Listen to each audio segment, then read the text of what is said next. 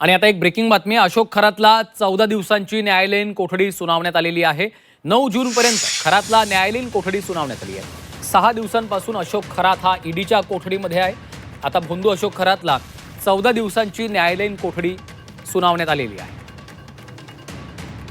स्वप्नील जाधव आमचे प्रतिनिधी सध्या फोन लाईनवरून आपल्या सोबत आहेत। स्वप्नील, आपण पाहतोय पुन्हा एकदा खरातला 14 दिवसांची न्यायालयीन कोठडी मिळाली आहे, काय माहिती आहे?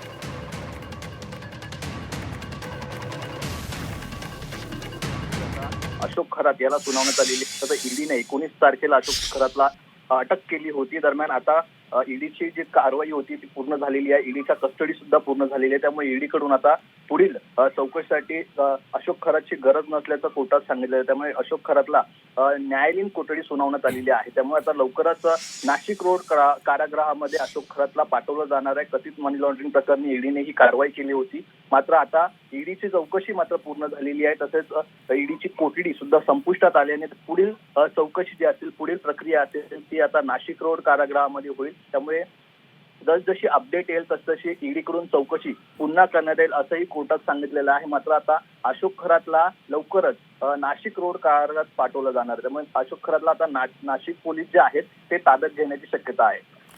निश्चितच त्यामुळे आता खरातला 14 दिवसांची पुन्हा एकदा न्यायालयीन कोठडी मिळालेली आहे। धन्यवाद या माहितीसाठी।